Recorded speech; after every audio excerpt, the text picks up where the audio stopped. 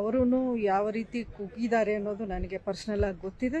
ಎಲ್ಲರ ಜೊತೆಯಲ್ಲಿ ನಾನು ಎಸ್ಪೆಷಲಿ ವಿಜಯವ್ರ ಜೊತೆಲಿ ಮೊದಲನೇ ದಿನದಿಂದಲೂ ನಾನು ಸಂಪರ್ಕದಲ್ಲಿದ್ದೀನಿ. ಬಟ್ ಇವೆಲ್ಲ ಪರ್ಸನಲ್ ವಿಚಾರಗಳಿರೋದ್ರಿಂದ ನಾವೆಲ್ಲರೂ ಒಂದು ಶಾಕಲ್ಲೇ ಇದ್ವಿ, ಒಂದು ನೋವನ್ನು ನಾವು ಅನುಭವಿಸ್ತಾ ಬಂದಿದ್ವಿ.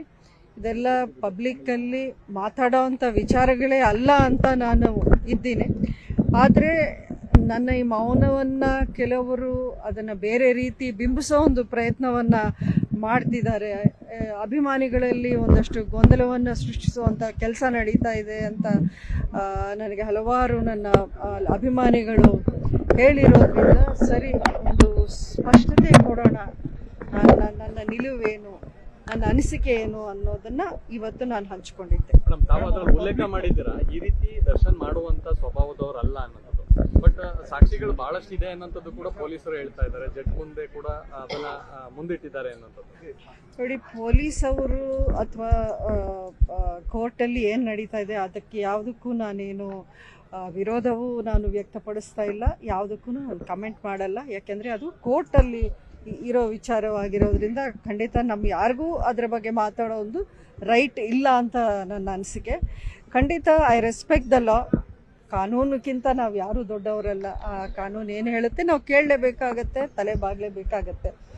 ನಾನು ಹೇಳಿರೋದು ನನ್ನ ವಿಶ್ವಾಸ, ನನ್ನ ನಂಬಿಕೆ. ನಾನು ಕಂಡಂಥ ದರ್ಶನ್ ಅವ್ರು ಎಲ್ರಿಗೂ ಒಂದು ಹೆಲ್ಪ್ ಮಾಡುವಂಥ ಒಂದು ನೇಚರು ತುಂಬಾ ನೀವು ನೋಡಿದ್ದೀರ. ನನ್ನ ವಿಚಾರದಲ್ಲೇ ಆಗಿರ್ಬೋದು, ದರ್ಶನ್ ಯಾವ ರೀತಿ ನನ್ನ ಪರ ಇಷ್ಟು ವರ್ಷಗಳು ನಿಂತ್ಕೊಂಡ್ರು ಅಂಬರೀಷ್ ಅವರ ಅಗಲಿಕೆಯ ನಂತರ ಅನ್ನೋದು ನೀವೆಲ್ಲರೂ ನೋಡಿದ್ದೀರ.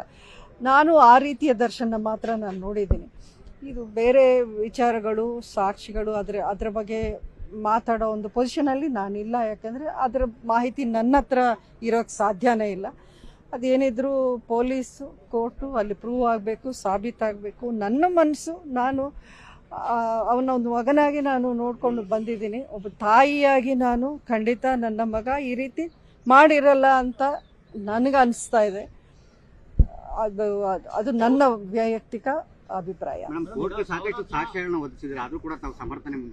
ಅಲ್ಲ, ಕೋರ್ಟು ಸಾಕ್ಷಿಗಳು ಅದೆಲ್ಲ ಇನ್ನೂ ಬರಬೇಕು.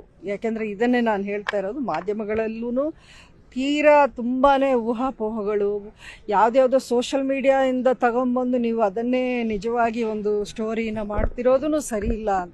ಇದು ನಾನು ಯಾಕೆಂದರೆ ತುಂಬಾ ಕನ್ಫ್ಯೂಸಿಂಗ್ ನ್ಯೂಸು ಅಲ್ಲಲ್ಲಿ ಬರ್ತಾ ಇದೆ. ಪ್ರತಿದಿನ ಬೇರೆ ಬೇರೆ ರೀತಿಯ ಸುದ್ದಿಗಳು ನಾವು ಕೇಳ್ತಾ ಇದ್ದೀವಿ. ಇದರ ನಿಜ ಯಾವುದು, ಸತ್ಯ ಅಸತ್ಯ ಏನು ಅನ್ನೋದು ಗೊತ್ತಾಗೋಕೆ ನಮಗೆ ಯಾವ ದಾರಿನೂ ಇಲ್ಲ ಇದರಲ್ಲಿ.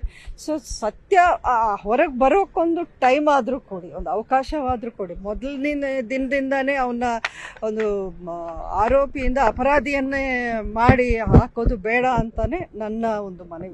ರೇಣುಕಾಸ್ವಾಮಿ ಹತ್ಯೆಯಾಗಿರೋದು ನಿಜ. ರೇಣುಕಾಸ್ವಾಮಿ ಹತ್ಯೆಯಾಗಿದೆ, ಈಗ ಕುಟುಂಬ ಅನಾಥ ಆಗಿದೆ. ಈಗ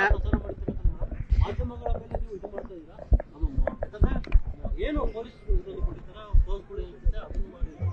ಜೊತೆಗೆ ಸಾವಿರಾರು ಜನ ಅಭಿಮಾನಿಗಳಿಗೆ ಅವ್ರು ಮಾಡಲಾಗಿದೆ. ಇಂಥ ಒಬ್ಬ ವ್ಯಕ್ತಿ ಈ ರೀತಿ ಮಾಡ್ತಕ್ಕಂಥದ್ದು ಎಷ್ಟರ ಮಟ್ಟಿಗೆ ನಿಮ್ಮ ವೈಯಕ್ತಿಕ ಅಲ್ಲ, ಏನು ಮಾಡಿದ್ದಾರೆ ಏನು ಮಾಡಿಲ್ಲ ಅನ್ನೋದು ಬರಲಿ ಹೊರಗೆ, ಅಫಿಷಿಯಲ್ ಆಗಿ ಬರಲಿ. ಅದು ಅಷ್ಟೇ ನಾನು ಕೇಳ್ತಾ ಇರೋದು.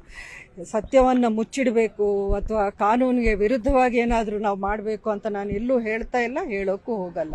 ಖಂಡಿತ ಕಾನೂನು ನಾಳೆ ದಿನ ಏನು ಹೇಳುತ್ತೆ ಆ ಒಂದು ತೀರ್ಮಾನವನ್ನು ನಾವೆಲ್ಲರೂ ಆಕ್ಸೆಪ್ಟ್ ಮಾಡಲೇಬೇಕಾಗತ್ತೆ. ಅದರಲ್ಲಿ ಎರಡನೇ ಮಾತಿಲ್ಲ. ಇದನ್ನು ನಾನು ಹೇಳ್ತಾ ಇದ್ದೀನಿ. ಹೌದು, ಅವರ ಕುಟುಂಬಕ್ಕೆ ಅನ್ಯಾಯ ಆಗಿದೆ. ಅದಕ್ಕೆ ನಾನು ಒಬ್ಬ ತಾಯಿನೇ. ಅಂಥ ಅನ್ಯಾಯವನ್ನು ನೋಡಿ ಯಾರೂ ಅದನ್ನು ಒಂದು ಆಕ್ಸೆಪ್ಟ್ ಮಾಡೋ ವಿಷಯ ಅಂತೂ ಅಲ್ಲ. ನನಗೂ ನೋವಾಗಿದೆ ಅದನ್ನು ನೋಡಿ. ಆ ತಾಯಿ ಅಳೋದು, ಆ ಪತ್ನಿಯ ಒಂದು ಪರಿಸ್ಥಿತಿ ನೋಡಿ ಎಲ್ರಿಗೂ ಹೃದಯ ಒಂಥರ ಎದೆ ಒಡೆದೋಗಿರೋವಂಥ ವಿಚಾರವೇ. ಆದರೆ ಇದನ್ನು ಯಾರು ಮಾಡಿದ್ದಾರೆ, ಏನಕ್ಕೆ ಮಾಡಿದ್ದಾರೆ, ಯಾರೆಲ್ಲ ಸೇರಿ ಮಾಡಿದ್ದಾರೆ, ಇದರಲ್ಲಿ ಹಲವಾರು ವಿಚಾರಗಳು ಇನ್ನೂ ನಮ್ಮ ಮುಂದೆ ಬರಬೇಕಾಗಿದೆ. ನನ್ನ ವಿಶ್ವಾಸ ಏನು ಅಂತ ನಾನು ಹೇಳಿದ್ದೀನಿ. ಅದನ್ನೇ ಎಲ್ಲರೂ ಒಪ್ಪಬೇಕು ಅಂತ ನಾನೇನು ಹೇಳ್ತಾ ಇಲ್ಲ. ಖಂಡಿತ ನಾಳೆ ದಿನ ಸತ್ಯ ಬರುತ್ತೆ. ಅಲ್ಲಿವರೆಗೂ ತಾಳ್ಮೆಯಿಂದ ಕಾಯಬೇಕು ಅನ್ನೋದು ನಾನು. ಅದು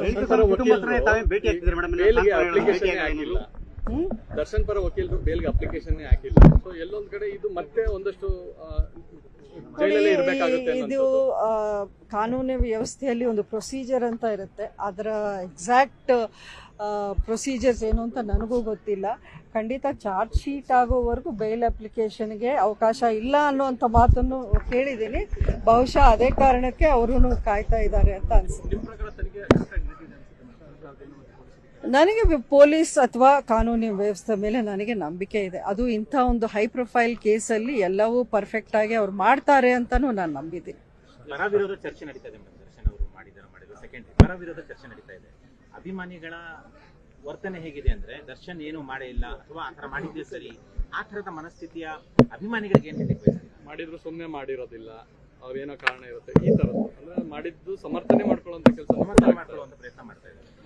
ನೋಡಿ, ಎಲ್ಲರೂ ಅದನ್ನೇ ನಾನು ನನ್ನ ಪೋಸ್ಟಲ್ಲಿ ಅಭಿಮಾನಿಗಳಿಗೂ ನಾನು ಅಪೀಲ್ ಮಾಡ್ಕೊಂಡಿದ್ದೀನಿ. ಇಂಥ ಸಮಯದಲ್ಲಿ ಯಾರೂ ಯಾವುದೂ ಯಾವ ರೀತಿಯ ಹೇಳಿಕೆಯನ್ನು ಕೊಡೋದು ಸರಿ ಇಲ್ಲ ಅಂತಲೇ ನಾನು ಹೇಳ್ತಾ ಇದ್ದೀನಿ. ಯಾರನ್ನು ನೋಯಿಸೋವಂಥ ಹೇಳಿಕೆ ಅಂತೂ ಯಾರೂ ಕೊಡಲೇಬಾರದು ಇಂಥ ಒಂದು ಸಮಯದಲ್ಲಿ. ಅಂಥ ಒಂದು ಗಂಭೀರವಾದ ಒಂದು ಪ್ರಕರಣ ಆಗಿರೋದ್ರಿಂದ ಎಲ್ಲರೂ ಒಂದು ಸೆನ್ಸಿಟಿವಿಟಿಯನ್ನು ಅರ್ಥ ಮಾಡಿಕೊಂಡು ಇದರಲ್ಲಿ ನಾವು ಬಿಹೇವ್ ಮಾಡಬೇಕಾಗಿದೆ.